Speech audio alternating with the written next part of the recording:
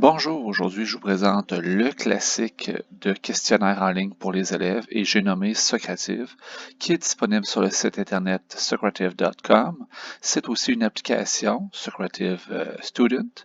Il y a aussi une application Socrative Teacher. Cependant, l'application pour les enseignants n'est pas très utile parce que tout ce qu'elle fait, c'est vous renvoyer sur une espèce de copie du site web. Vous êtes mieux d'utiliser directement le Google Chrome ou bien Safari sur votre appareil.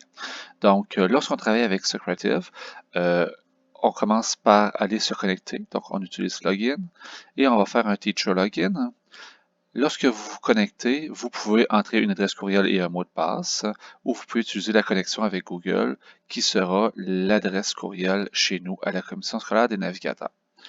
Donc, lorsque vous êtes connecté, la principale force de Socrative, c'est que c'est simple. Faire un questionnaire sur Socrative, c'est simple, l'assigner aux élèves, et c'est simple, récolter les réponses. Au niveau de la gestion des réponses par la suite, ça peut être un peu plus complexe que d'autres ressources, ça dépend de ce qu'on veut en faire.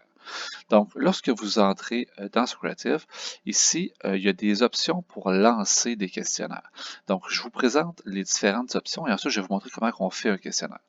La première option, dans le bas ici, c'est les questions rapides. C'est-à-dire que vous êtes en classe, vous écrivez au tableau une question et vous partez automatiquement une question à choix de multiple, à vrai ou faux ou à réponse courte. Par exemple, si je pars une question à choix de multiple, là, dès maintenant, les élèves, s'ils vont se connecter, et je vous montrerai comment faire tout à l'heure, ils peuvent répondre à ma question à choix multiple que j'ai écrit au tableau, c'est-à-dire telle question, A, B, C, D ou E sont mes choix de réponse. Je n'ai pas à rentrer la réponse sur le site web et je vais voir la progression des réponses des élèves directement. C'est une façon de valider la compréhension des élèves. Je peux partir tout de suite après une question à vrai ou faux. Donc maintenant, les élèves répondent à une question à vrai ou faux. En direct, ils répondent à ma question.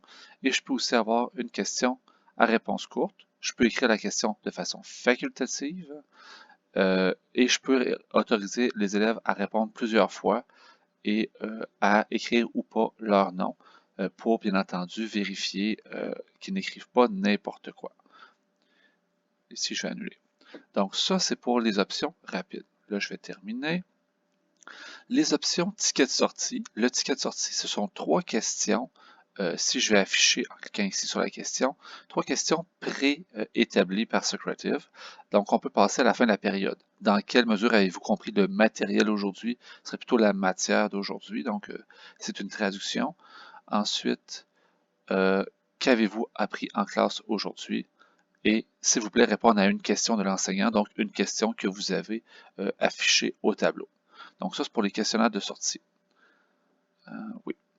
Donc ensuite, si je retourne à lancer, j'ai questionnaire et courses de l'espace. Pour les questionnaires et courses de l'espace, je vais revenir tout à l'heure, il faut créer à l'avance un questionnaire. Donc, on va aller créer un questionnaire. Ici, vous allez voir que pour avoir des dossiers pour organiser nos questionnaires, il faut payer le compte pro. Et les questionnaires sont placés automatiquement par date de modification. Dans Socrative, vous pouvez aussi les changer par nom, organisation par nom ou organisation par autre critère. Donc moi, ici, ce que je vais faire, c'est que je vais aller par date et je vais créer un nouveau questionnaire ici. Donc quand je crée un nouveau questionnaire, je vais lui donner un nom, je vais l'appeler formation. Donc, première des choses, ici, j'ai un code de partage. Je peux le désactiver ou l'activer. Lorsqu'il est activé, je peux donner ce code-là à un de mes collègues et il va pouvoir réutiliser mon questionnaire. Donc, ça permet le partage entre enseignants. Ensuite, je peux créer mes questions. Donc, je vais commencer par créer une question à choix de réponse. Donc, choix multiple. Je peux insérer une image dans ma question en cliquant sur cette icône. Et je vais par exemple écrire quelle est la valeur de la constante pi. Donc, et là j'ai mes réponses.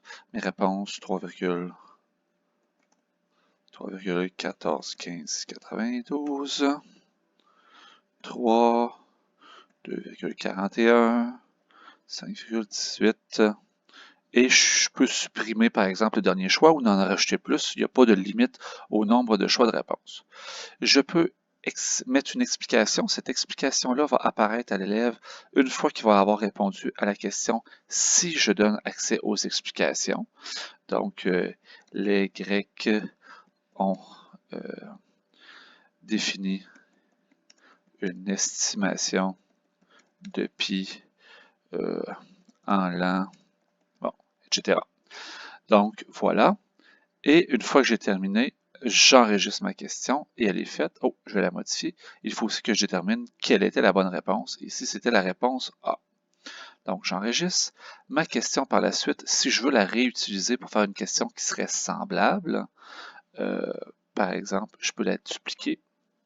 Voilà, donc j'ai question 1, question 2, et je peux aller la modifier. Quelle est la valeur de la constante pi arrondi à l'unité? Donc, dans ce cas-ci, ça donne 3. Je peux changer ma bonne réponse comme étant 3. Je peux écrire les questions à vrai ou faux. C'est le même principe. Donc, je vais cocher si la réponse est bien vrai ou faux. Donc, vrai ou faux. Mon enseignant de mathématiques est exceptionnel. Et la réponse est bien entendu vrai. Et je peux rajouter une explication qui va seulement apparaître lorsque l'élève va avoir soumis sa réponse si j'ai coché cette option-là. Et dernière question, la réponse courte. Donc, je peux mettre plusieurs réponses correctes. Je ne suis pas obligé de mettre plusieurs réponses correctes. Donc, complète les fleurs que j'ai cueillies. Là, réponse correcte, E. Est-ce que j'accepte est-ce que c'est E, ES, etc. Donc, les fleurs que j'ai cueillies, je pense que ça se termine par ES. Puis si je voulais mettre plusieurs choix de réponse, par exemple avec une majuscule, pas majuscule, avec un S, pas de S, dépendamment si je suis en français ou pas en français, je peux mettre plusieurs réponses acceptées et mettre une explication si je le désire, et j'enregistre ma question. Une fois que j'ai terminé mon questionnaire, je l'enregistre et je quitte, et il apparaît ici dans ma dernière question qui a été faite, formation. Donc, une fois que j'ai terminé mon questionnaire, je vais le lancer. Avant de lancer mon questionnaire, on va aller voir en salle de classe. Donc, dans votre compte gratuit Socrative, vous avez droit à une salle de classe. Cette salle de classe-là, ce qui est important, c'est son nom. Et ce nom-là, c'est ce que l'élève va rentrer pour se connecter à votre compte. Donc, vous pouvez le changer avec le petit crayon ici. Bien entendu, si votre salle de classe, ça serait classe de Madame Mélanie, c'est possible que ce soit déjà pris. Donc, essayez d'être un petit peu inventif pour votre nom, quelque chose de facile à retenir pour les élèves, mais qui ne sera pas déjà pris parce que ce sont des codes uniques. Pour le donner aux élèves, vous pouvez tout simplement donner ce code-là directement, ou vous pouvez partager, quand vous avez la version pro, votre salle de classe, ce que je ne vais pas faire. Donc, ici, je vais donner seulement M Duclos à mes élèves pour qu'ils puissent se connecter. Par la suite, vous allez pouvoir lancer votre questionnaire. Donc, je vais aller à lancement. J'ai deux options pour mon questionnaire. La première option, c'est si je veux faire un jeu en classe ou à distance. On appelle ça la course de l'espace. Donc, quand je pars à la course de l'espace, je choisis quel questionnaire je veux lancer en course de l'espace. Je vais lancer mon questionnaire formation, étape suivante, et ensuite, je choisis mes paramètres. Donc, ici, course de l'espace, ça se fait en équipe. Donc, supposons que j'ai 10 élèves dans ma classe, je veux des équipes de 2, donc je vais faire 5 équipes. Et je détermine si les élèves vont être attribués automatiquement à une équipe ou s'ils vont choisir. Donc, par exemple, je pourrais dire, toi et toi, vous choisissez l'équipe bleue, toi et toi, vous choisissez l'équipe jaune, etc. Donc, est-ce que c'est au hasard, attribué automatiquement, ou au choix de l'élève? Ça va être une course. Donc, ils choisissent on choisit quelle sera l'icône de course des élèves. Donc, est-ce que c'est une course de fusée, une course de vaisseaux spatiaux ou une course de gentille licorne? Le compte à rebours est limité pour l'option Pro. Et on demande, est-ce qu'on veut réorganiser les questions? Donc, est-ce que les élèves ont tous les questions dans le même ordre? Est-ce que les réponses, pour les choix de réponses, est-ce qu'ils sont tous dans le même ordre? Donc, un A peut devenir un E pour pas que les élèves copient entre eux. Afficher les commentaires de la question. Donc, ça ici, c'est ce qu'on avait tout à l'heure, c'est-à-dire si j'ai une indication sur ma question, une explication pour que l'élève sache quelle est son erreur, je le coche pour qu'il le voit.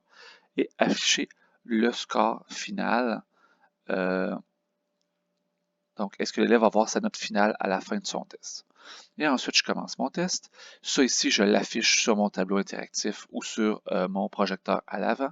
Et au fur et à mesure que les élèves des différentes équipes vont se connecter et vont répondre aux questions, donc leur fusée va avancer et la première équipe à arriver au bout va avoir gagné. On donne une récompense. Donc ça, c'est pour le mode course de l'espace. Si je vais à un lancement normal, en mode questionnaire, donc je vais lancer mon questionnaire formation, encore même chose, et là on le fait dans un mode où est-ce que ça pourrait compter ou juste pour avoir une idée de comment les élèves ont compris. Donc je vais premièrement choisir le mode de questionnaire, c'est-à-dire est-ce que c'est un commentaire instantané, c'est-à-dire que les élèves vont savoir au fur et à mesure si leur réponse elle est bonne ou pas bonne. Ils ne peuvent pas se promener d'une question à l'autre aller-retour. En navigation ouverte, les élèves vont pouvoir changer d'une question à l'autre, donc dire je fais la question 1, je reviens à la question 8, je retourne à la question 4, dans l'ordre que je veux. Donc pour une évaluation, on préfère le mode navigation ouverte, ou encore si je vais être un questionnaire à l'avance et que je veux l'assigner au rythme que je vais dire. Donc tout le monde ici fait la question 1, ensuite tout le monde va faire la question 2, donc je peux gérer les réponses de mes élèves. J'aime quand même pas mal mieux les deux premiers modes, supposons qu'on le met en navigation ouverte ou en navigation ouverte. Donc, est-ce que les noms sont requis? Toujours. On veut savoir qui a répondu quoi, à moins que ce soit pour un sondage où on voudrait l'anonymat. Réorganiser les questions, c'est-à-dire que les questions ne sont pas tous dans le même ordre pour tous les élèves. Éviter le plagiat. Réorganiser les réponses. Les choix de réponses sont intervertis automatiquement, ce qui, encore une fois, limite le plagiat. Ici, comme la navigation est ouverte, je ne fais pas afficher les commentaires de la question, je ne peux pas le faire. Ce que ça fait, c'est-à-dire que si, comme je ne sais pas dans quel ordre les élèves vont faire les questions, ils n'auront pas accès à mes commentaires, chose que je pourrais faire en commentaire instantané. Et afficher le score final pour que l'élève voit ou pas son score final à la fin. Si vous avez beaucoup de questions où l'élève doit écrire lui-même sa réponse, donc des réponses courtes, c'est peut-être mieux de ne pas afficher le score final parce que vous voudrez peut-être recorriger ou revalider les réponses. Je commence et là, je suis en attente que mes élèves se connectent. D'un autre côté, là, pour vous montrer de quoi ça a l'air, je vais aller me mettre en mode étudiant. Donc, je retourne à la page d'accueil, je vais faire un student login, je dois entrer le nom de la classe. Donc, je n'ai pas à me créer de compte quand je suis un étudiant. Donc, M Duclos, c'est automatiquement en majuscule. Je rejoins la classe M Duclos. Je dois écrire mon nom. Pour les noms des élèves, j'ai deux trucs à vous donner. Donc, si vous décidez de faire un socratif, deux trucs. Ce que j'ai essayé pendant quelques années, je donnais aux élèves un numéro, par exemple de 1 à 30. Dans l'ordre, par exemple, William Audet, ce serait mon numéro 01. Donc, William Audet, lui, il écrivait 01 William Audet, et l'élève, le deuxième sur la liste, écrivait 02 et son prénom et nom, ce qui me donnait à la fin dans mes résultats une liste en ordre alphabétique. Très pratique pour rentrer des résultats. Sinon, au minimum, demandez aux élèves d'écrire leur nom de famille en premier. Donc, Duclos Sylvain. Et je commence mon test. Donc, quelle est la valeur de la constante pi arrondie à l'unité? Et là, ici, vous voyez dans le bas là, que je peux changer mes questions et passer d'une question à l'autre. Donc, parce que je suis en mode navigation. Donc, la valeur de pi, je vais mettre 2.41. Mon enseignant de mathématiques est exceptionnel, faux. Les fleurs que j'ai cueillies, réponse, cueilli E. Et quelle est la valeur de la constante pi? 3,141592. Je termine le questionnaire. Est-ce que j'ai vraiment terminé ce questionnaire? Oui. Et on me dit que j'ai un score de 1 sur 4 ou 25%. Et je suis en attente que mon enseignant parte un autre questionnaire. Si je quitte et je reviens, je peux refaire le questionnaire autant de fois que je veux. Donc, on peut mettre ce questionnaire comme ça en mode pratique pour les élèves. De mon côté, en tant qu'enseignant, ce que j'ai la note de Sylvain. Il a progressé, donc il a fait 100% du questionnaire. Son score en pourcentage, c'est 25%. Ses réponses étaient les suivantes. Je peux les afficher ou pas. Je peux afficher les noms ou pas. Si je veux, par exemple, afficher la progression de mes élèves au tableau. Ça, c'est un choix. Une fois que j'ai terminé, je termine le test. Les élèves n'y ont plus accès. Et là, je ne sais pas pourquoi j'ai été déconnecté. Je vais me reconnecter. Et je vais aller voir dans mes résultats. Mes résultats, c'est terminé. Oui.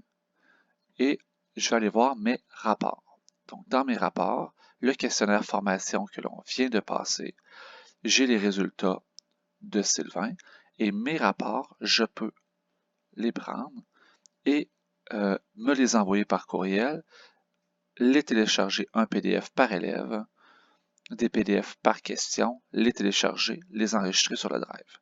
Donc, par exemple, si je me fais un PDF individuel par élève et je le télécharge,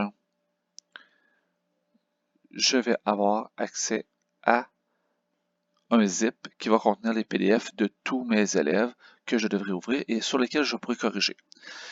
Le désavantage de Socrative, à part l'avantage que c'est vraiment simple, c'est que ces questions-là, je ne peux pas par la suite revenir et de redonner des points et que les notes soient recompilées automatiquement, par exemple, comme sur GoFormative. Donc, si je décide que moi, le Sylvain, je lui donne ses points pour la question ici, je dois recalculer ces points à la main. Et puis, par défaut, les points sont, si on retourne dans mes questionnaires, et que je vais voir mon questionnaire formation, le nombre de points est par défaut toujours équitable pour toutes les questions dans Socrative. Je ne veux pas dire la question 1 vaut pour 4 points, la question 2 en vaut pour 3, etc. Donc, ce sont les deux gros désavantages de Socrative, mais c'est simple. Dans un mode confinement comme on a actuellement en 2020, ça peut être une bonne façon de voir si vos élèves font un travail, c'est-à-dire que vous faites un questionnaire, vous le lancez et vous le laissez disponible pour la semaine. Et à la fin de la semaine, vous récupérez les résultats ainsi que la participation de vos élèves. Si vous avez des questions, n'hésitez pas à me recontacter. Et sur ce, bonne fin de journée.